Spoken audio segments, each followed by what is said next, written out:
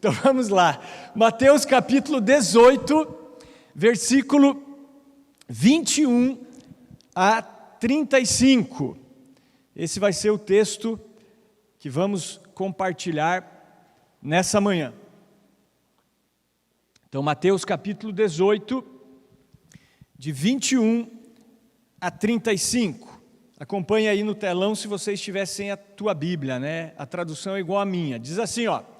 Então Pedro, aproximando-se dele, disse: Senhor, até quantas vezes pecará meu irmão contra mim, e eu lhe perdoarei? Até 7? Jesus lhe disse: Não te digo que até 7, mas até 70 vezes 7.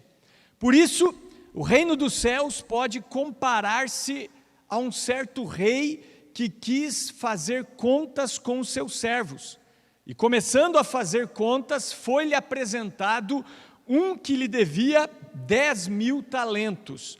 E não tendo ele com que pagar, o seu senhor mandou que ele e sua mulher e seus filhos fossem vendidos com tudo quanto tinha, para que a dívida se lhe pagasse. Então aquele servo, prostrando-se, o reverenciava, dizendo: Senhor, sê generoso para comigo e tudo te pagarei. Então o senhor daquele servo, movido de íntima compaixão, soltou-o e perdoou-lhe a dívida.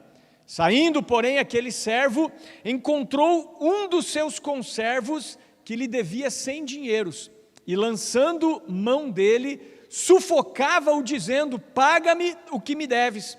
Então o seu companheiro, prostrando-se a seus pés, rogava-lhe, dizendo: Sê generoso para comigo e tudo te pagarei. Ele, porém, não quis. Antes foi encerrá-lo na prisão até que pagasse a dívida.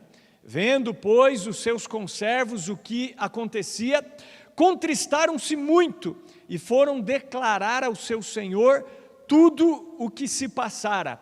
Então o seu senhor, chamando-o à sua presença, disse-lhe: Servo malvado, perdoei-te toda aquela dívida porque me suplicaste. Não devias tu, igualmente, ter compaixão do teu companheiro, como eu também tive misericórdia de ti? E indignado, o seu senhor o entregou aos atormentadores, até que pagasse tudo o que lhe devia. Assim vos fará também meu Pai Celestial, se do coração não perdoardes cada um a seu irmão as suas ofensas. Amém, queridos? Glória a Deus. Então vamos refletir sobre essa parábola. Vocês sabem que nesse mês de maio nós estamos dando continuidade às ministrações sobre as parábolas de Jesus. Você que está aqui todo domingo, você já ouviu sobre a parábola da ovelha perdida, da dracma perdida, do filho pródigo, sobre a parábola do semeador, sobre a parábola das 10 virgens e do bom samaritano. E hoje eu falarei sobre essa parábola lida, conhecida como a parábola do credor incompassivo.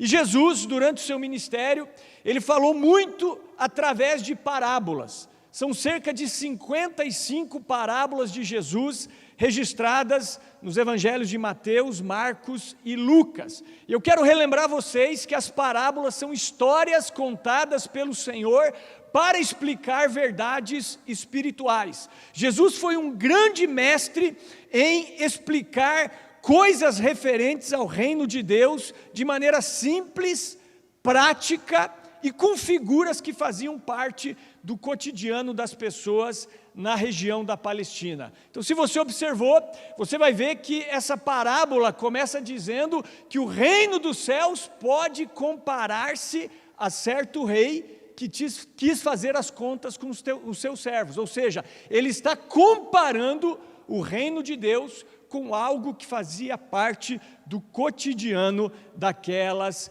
pessoas. Ou seja, ele está contando uma história para explicar uma verdade celestial. E é sobre isso que nós meditaremos nessa manhã. Agora, para entender bem essa parábola, nós temos que entender o contexto dela, né? Não tem como você entender um texto sem compreender também o seu contexto. Então, nos versículos que antecedem essa história, você observou que o apóstolo Pedro faz um questionamento para Jesus. Então, a partir de agora, a gente vai ir versículo por versículo e destacando algumas coisas dessa parábola. Vamos reler aqui, Mateus 18, versículos 21 e 22. Diz assim, então Pedro, aproximando-se dele, disse: Senhor, até quantas vezes pecará meu irmão contra mim e eu lhe perdoarei? Até 7? Jesus lhe disse: não te digo que até 7, mas até 70 vezes 7. Então, aqui no contexto da parábola, nós vemos que Pedro, ele faz uma pergunta sobre o perdão. Então, o perdão acaba sendo o tema principal dessa história. Se nós fôssemos destacar uma palavra, que é a palavra principal dessa parábola, essa palavra seria a palavra perdão. E dessa maneira até eu dei um tema para a mensagem de hoje, né? Então o tema da mensagem de hoje é perdoados para perdoar. Agora olha só, os rabinos, os mestres da lei ali da época de Jesus, eles ensinavam que a pessoa deveria perdoar uma outra pessoa até no máximo 3 vezes. Então, se uma pessoa pecou contra mim e se arrependeu, eu poderia perdoar 1 vez, 2 vezes, 3 vezes. A partir da 4ª vez, eu não tinha mais obrigação de perdoar essa pessoa. Então, quando Pedro pergunta a Jesus se ele deveria perdoar até 7 vezes uma pessoa que pecou contra ele, ele pensava que estava sendo generoso. Ele pensava assim: Jesus vai me elogiar, porque os rabinos dizem que nós devemos perdoar até 3 vezes. Eu estou falando mais do que o dobro. Estou falando em perdoar uma pessoa 7 vezes. Então, provavelmente, ele achou que receberia um elogio do Senhor. Mas, pelo contrário, ele recebe uma correção dizendo: não, 7 vezes não, mas 70 vezes 7. Ou seja, 490 vezes. Jesus estava dizendo que nós devemos perdoar uma pessoa 490 vezes. Com isso, Jesus não está pondo limites para o perdão. Com isso, Jesus estava ensinando exatamente que o perdão não tem limites para aqueles que de fato se arrependem. Então, esse é o tema principal dessa parábola: perdão. E para a gente começar com tudo essa mensagem, eu quero citar aqui algumas frases sobre esse tema perdão, que são relevantes para nós, antes de expor aqui o restante da parábola para vocês. Tem uma frase do Thomas Watson, que ele dizia assim: um homem pode ir para o inferno por não perdoar, tanto quanto por não crer. E é exatamente, esse é um dos ensinamentos dessa parábola. Essa parábola está ensinando você e a mim que nós podemos perder a nossa salvação ou ir para o inferno, tanto por não perdoar quanto por não crer. Quem não crer já está condenado. Mas nós vemos aqui que quem não perdoa também será condenado.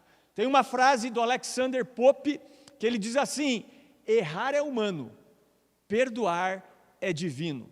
E uma outra frase de um autor desconhecido, onde ele dizia assim: parecemos animais quando matamos, parecemos homens quando julgamos, parecemos Deus quando perdoamos. E para finalizar essa breve introdução, agora uma frase do próprio Senhor Jesus Cristo sobre esse assunto. Isso está em Mateus 6, 14 e 15. Porque se perdoardes aos homens as suas ofensas, também vosso Pai Celestial vos perdoará a vós. Se, porém, não perdoardes aos homens as suas ofensas, também vosso Pai não vos perdoará as vossas ofensas. Então, em outras palavras, é exatamente isso que essa parábola nos ensina. Nós veremos que Deus é um Pai misericordioso, perdoador, gracioso, e que nós devemos imitá-lo nesse sentido. Caso contrário, nós sofreremos consequências permanentes nessa vida e consequências eternas. Agora, para a gente entender ainda melhor essa parábola, nós precisamos entender também quem esses personagens representam. Então nós temos aqui na parábola um rei, nós temos um servo e nós temos os conservos também. E por final ainda nós temos os atormentadores, que em outra tradução são chamados de verdugos. O que são verdugos? Verdugos eram pessoas que torturavam as outras, né?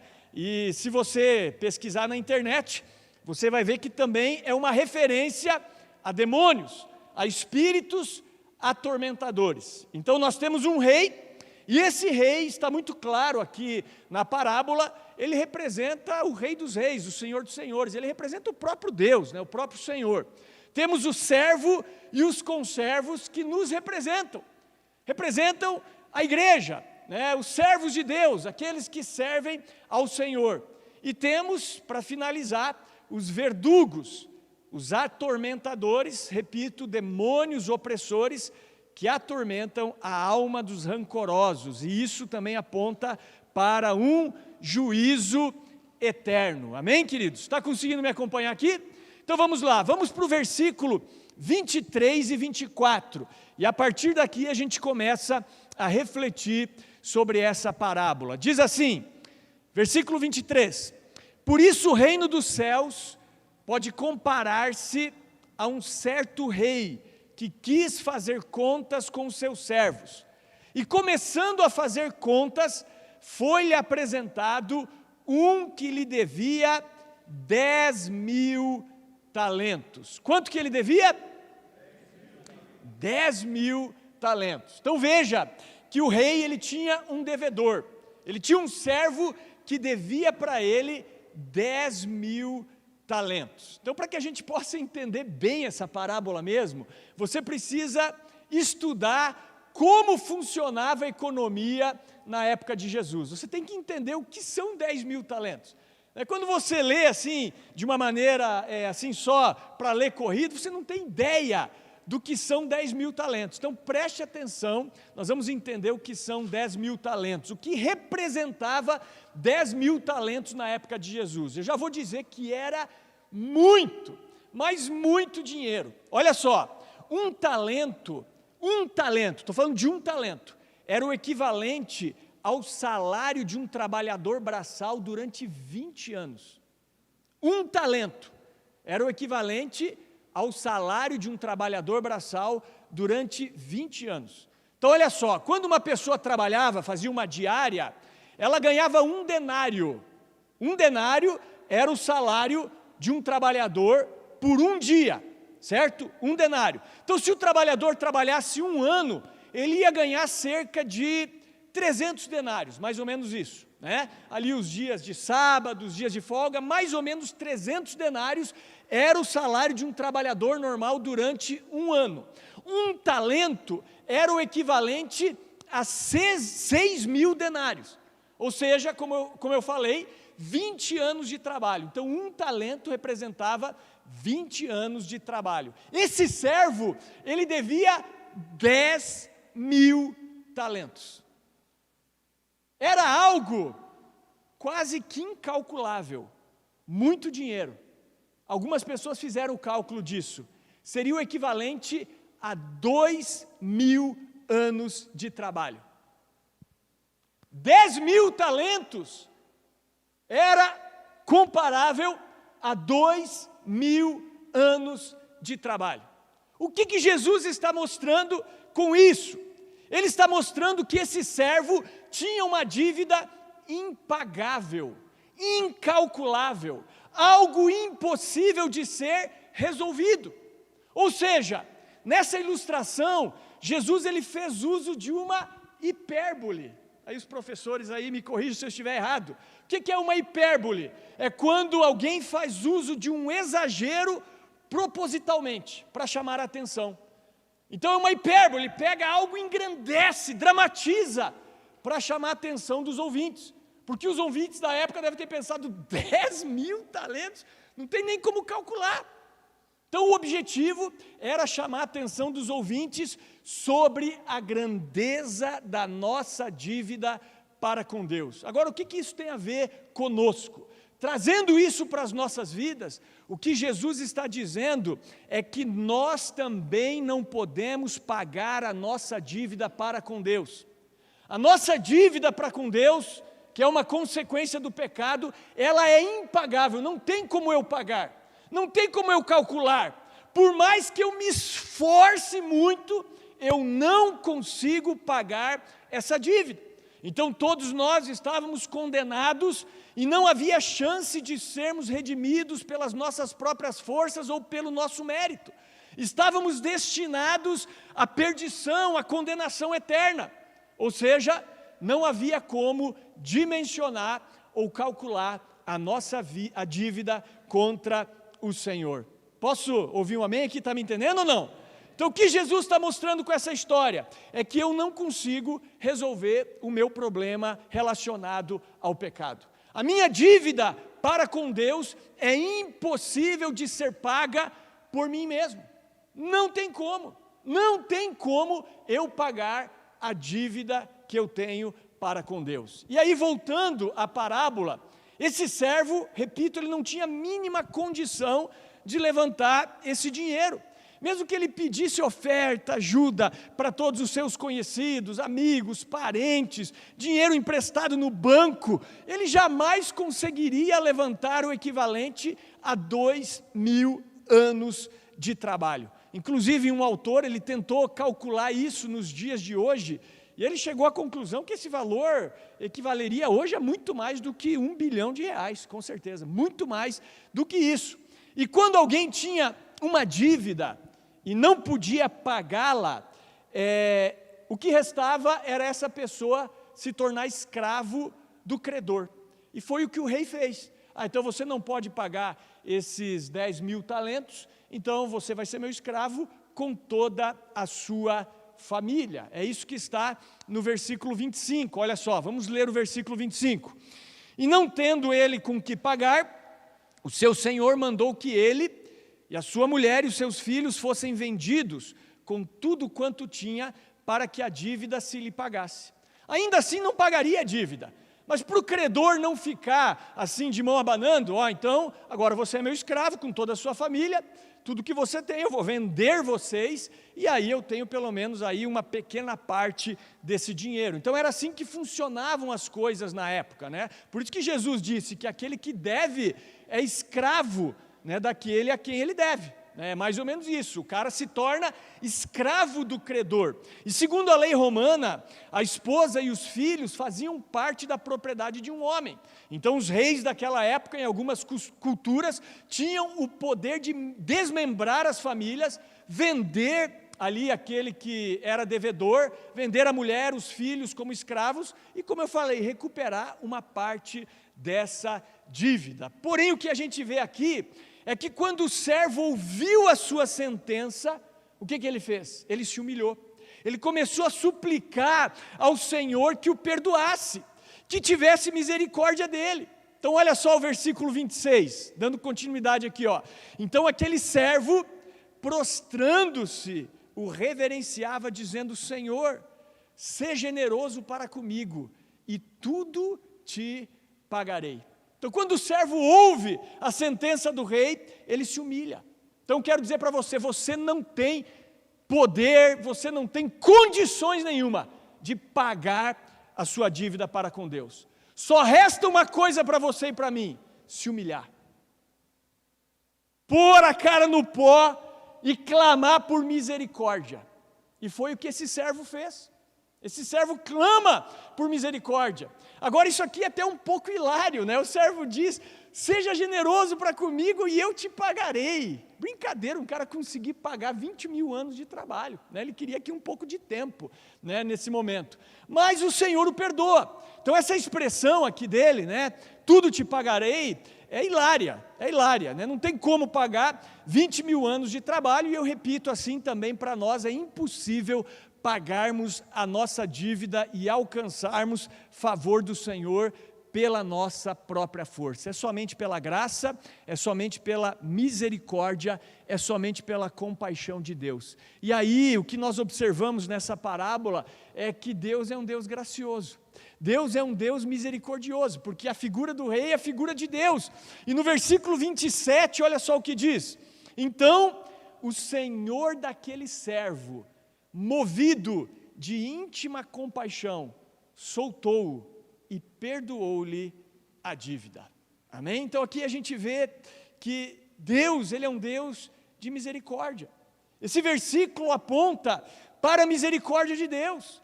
Deus é um Pai misericordioso. E é isso que a Bíblia diz de Gênesis a Apocalipse. Em Lamentações, capítulo 3, versículos 22 e 23, a Bíblia diz que as misericórdias do Senhor são a causa de não sermos consumidos, porque as suas misericórdias não têm fim, novas são a cada manhã, grande é a tua fidelidade. Paulo em 2 Coríntios 1,3 diz: bendito seja o Deus e Pai de nosso Senhor Jesus Cristo, o Pai das misericórdias e Deus de toda a consolação. Amém? O Pai das misericórdias. Então em toda a Bíblia nós vemos que quando uma pessoa se arrepende de fato, Deus, Ele é misericordioso. Se você conhece a história do profeta Jonas, o profeta Jonas, ele recebe uma direção de Deus para ir até uma cidade chamada Nínive e dizer, dentro de 3 dias, Nínive vai ser destruída. Era o julgamento de Deus. E Jonas tenta fugir da presença de Deus, ele pega um navio para uma outra região, E aí tem toda aquela história, Deus envia uma tempestade, o navio está a ponto de naufragar, e aí os homens do navio ficam desesperados, e Jonas fala assim, não, isso tudo aconteceu por minha causa, Eu sou profeta de Deus, e eu estou querendo fugir de Deus, se vocês me jogarem no mar, vai cessar a tempestade. E aqueles homens oram, temem a Deus, dizem, Deus, tenha misericórdia, nós vamos ter que jogar esse cara no mar. Jogaram ele no mar, e a tempestade cessou na hora. Aqueles homens do navio ainda se converteram, começaram a adorar a Deus a partir desse momento.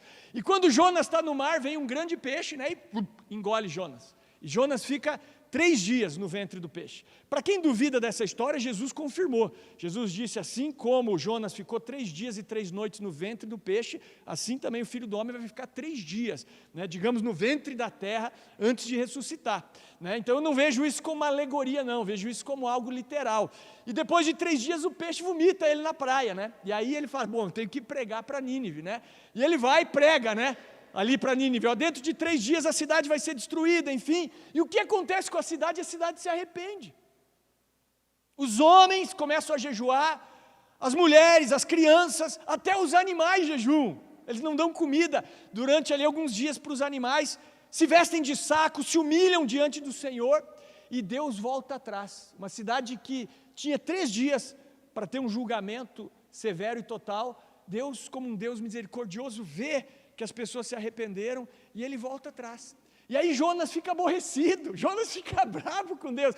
Aqui eu vejo uma coisa interessante, porque o cara pregou o missionário, digamos, o missionário pregando e ganhando uma nação. Todo sonho de missionário talvez seja esse, ganhar uma nação para Jesus. Foi o que o cara fez, ganhou uma nação para Jesus, fica bravo, fica irritado com Deus, pelo resultado do ministério dele. Aí Deus pacientemente vai falar com Jonas, por que você está aí carrancudo, aí cabisbaixo, Jonas, Aí você vai ver Jonas diz assim, eu sei que tu és um Deus misericordioso, Jonas diz, eu sabia que se eu pregasse, esse povo se arrependesse, o Senhor na tua misericórdia ia poupá-los. Jonas queria que a cidade fosse destruída mesmo, porque eles eram pecadores, eram inimigos de Israel, e Jonas era um judeu, israelita, Então ele, sabendo que Deus é um Deus misericordioso, ele acaba ficando contrariado. Então o que eu quero trazer aqui para vocês, o nosso Deus, Ele é o Pai das misericórdias. Posso ouvir um amém? Então o nosso Deus, Ele é um Deus misericordioso. Então se você está com dívida para com Ele, se você tem pecados deliberados na sua vida, se você tem ofendido a sua santidade, se você é culpado de algo que te atormenta, suplique por misericórdia, por perdão, e saiba, o nosso Deus, Ele é um Pai misericordioso. Posso ouvir um amém? Glória a Deus por isso, irmãos? Misericórdia! Deus é um Deus de misericórdia. Então nós vemos aqui na parábola que o rei, que representa Deus, perdoou a dívida absurdamente grande, algo incalculável do seu servo, pois uma das características de Deus é a misericórdia. E assim como Deus perdoou esse servo, Deus também está pronto para nos perdoar. Então, quando você está em Cristo, quando você se arrepende dos seus pecados, quando você passa pela cruz, quando você passa a crer em Cristo, toda a condenação que havia contra você caduca. Que boa notícia, irmãos! Não existe mais condenação para aqueles que estão em Cristo Jesus. É isso que diz a palavra de Deus através do apóstolo Paulo. Portanto, agora, nenhuma condenação há para os que estão em Cristo Jesus. Ele fala isso também aos Colossenses, e havendo riscado o escrito de dívida que havia contra nós nas suas ordenanças, o qual nos era contrário, removeu-o do meio de nós, cravando-o na cruz. Então a condenação que estava sobre você e sobre mim foi cravada na cruz. E por isso, se confessarmos os nossos pecados, Ele é fiel e justo para nos perdoar os pecados e nos purificar de toda a injustiça. 1 João 1,9. 1 João 9. Então olha só que coisa maravilhosa que essa parábola nos mostra. Mostra um rei que representa Deus, que tem na sua essência a misericórdia. Amém? Presta atenção nessa citação aqui. É de um homem de Deus. Ele diz assim, libertação, assinada em lágrimas, selada com sangue, escrita em pergaminho celestial, registrada nos arquivos eternos. A tinta negra da acusação foi totalmente coberta pela tinta vermelha da cruz. O sangue de Jesus Cristo nos purifica de todo o pecado. Amém? Então não há como negar que o primeiro ponto dessa parábola de destaque, é referente à misericórdia de Deus. Mas aí a parábola continua. Olha só, vamos ler o versículo 28, 29 e 30. Diz assim: saindo, porém, aquele servo, encontrou um dos seus conservos que lhe devia 100 dinheiros. Algumas traduções dizem 100 denários. E lançando mão dele, sufocava-o dizendo: paga-me o que me deves. Então o seu companheiro, prostrando-se a seus pés, rogava-lhe dizendo: seja generoso para comigo e tudo te pagarei. Ele, porém, não quis, antes foi encerrá-lo na prisão até que pagasse a dívida. Então vejam que o servo aqui, ele não seguiu o exemplo do rei, e achando um conservo que lhe devia 100 dinheiros, ou 100 denários, que seria o equivalente a 100 dias de trabalho, uma quantidade, claro, não tão baixa, mas uma quantidade pagável, uma quantidade infinitamente menor do que aquela que ele devia para o rei. Então, com pouco de esforço, esse conservo conseguiria pagar. Talvez até levantando ali um dinheiro com os parentes, ele conseguisse pagar 100 denários. E esse servo deveria dizer ao seu conservo: companheiro, sabe aquela dívida que você tem para comigo, aqueles 100 denários que você me deve? Fica de boa, querido, está perdoado, você não me deve mais absolutamente nada, vai na paz. Mas foi o que ele fez? Não, ele encerrou o seu conservo na prisão, num lugar onde aquele conservo ficaria privado, inclusive, de trabalho, onde aquele conservo não teria como levantar rendimentos para pagar a dívida. Então o que nós vemos aqui? Nós vemos uma pessoa que experimenta a misericórdia de Deus, que experimenta a graça de Deus, mas que não segue esse exemplo, que não tem misericórdia no seu coração, que não desenvolve um coração perdoador. E aí vem a sentença dele. A partir do versículo 31 até o 35, diz assim: vendo, pois, os seus conservos o que acontecia, contristaram-se muito, e foram declarar ao seu senhor tudo o que se passara. Então o seu senhor, chamando-o à sua presença, disse-lhe: servo malvado, perdoei-te toda aquela dívida porque me suplicaste. Não devias tu igualmente ter compaixão do teu companheiro, como eu também tive misericórdia de ti? E indignado, o seu senhor o entregou aos atormentadores, até que pagasse tudo o que lhe devia. Assim vos fará também meu Pai Celestial, se do coração não perdoardes cada um o seu irmão as suas ofensas. Então aqui fica muito claro que nós devemos ser misericordiosos assim como o Pai foi misericordioso para conosco. Inclusive, em uma das citações ali das bem-aventuranças, em Mateus capítulo 5, versículo 7, diz: bem-aventurados os misericordiosos. Por quê? Porque eles alcançarão a misericórdia. Então vejam que a sentença desse servo por não ser misericordioso foi ser entregue aos torturadores, aos verdugos. Então trazendo para nós, quando nós guardamos mágoas, quando nós somos rancorosos, quando nós não perdoamos as pessoas, nós somos torturados. Primeiro, nós somos torturados psicologicamente. Muitos dos problemas psicológicos que as pessoas enfrentam hoje em dia, inclusive dentro da igreja, é por mágoa, é por ressentimento. Você fica magoado, você fica ressentido, você não libera aquela pessoa. Quem sofre?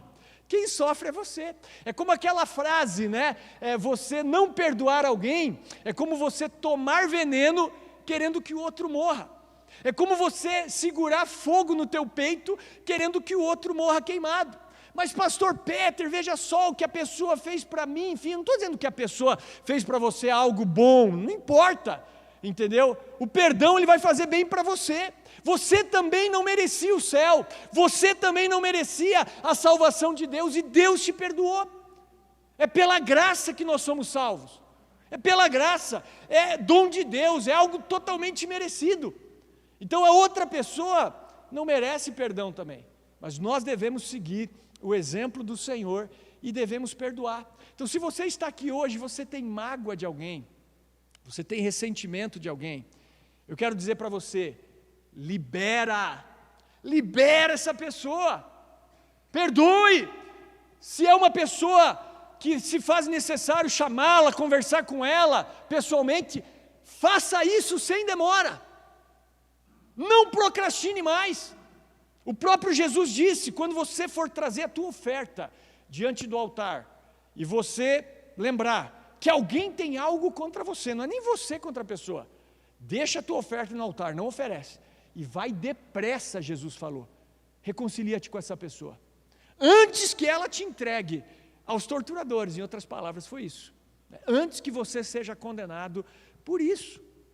Então não perdoar traz tormento, e isso fala também de um juízo eterno, um lugar de tormento, um lugar onde nenhum de nós gostaríamos de estar. Quem é que gostaria, pensa em ir para o inferno, irmãos? Quer seguir esse caminho aí? Levanta a mão aí. Alguém aí? Se tiver algum candidato, é bom a gente já saber, Então saiba, é isso que a parábola está mostrando. Se eu não for misericordioso para com o meu irmão, o meu destino é a punição eterna. É exatamente isso que está falando. Está falando de inferno, de um tormento, de um lugar aonde nós passaríamos a eternidade sendo torturados. E ninguém quer isso. Então suplique em primeiro lugar o perdão e a misericórdia de Deus. E saiba, você vai ser perdoado. E então siga o exemplo do Senhor e seja misericordioso para com os outros também. E eu finalizo aqui com duas frases, uma delas do falecido pastor reformado Martin Lloyd Jones. Ele dizia assim: se realmente conhecemos a Cristo como nosso Salvador, os nossos corações são quebrantados, não podem ser duros e não podemos negar o perdão. E uma outra citação do James Coulter, ele diz assim: o espírito que não perdoa como forma de orgulho é o matador número 1 da vida espiritual. Porque realmente, não perdoar uma pessoa é fruto de orgulho. Isso é uma manifestação da nossa soberba. E esse é o matador número 1 da nossa vida espiritual. Amém, queridos? E eu gostaria então de orar por você nesse sentido. E nós já vamos passar para a ministração da ceia. Porque a ceia, ela é um momento de reflexão, não é verdade?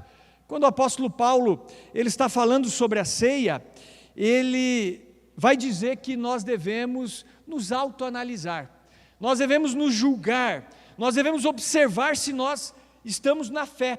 e é isso que nós vamos fazer nesse momento. Eu convido você a ficar de pé.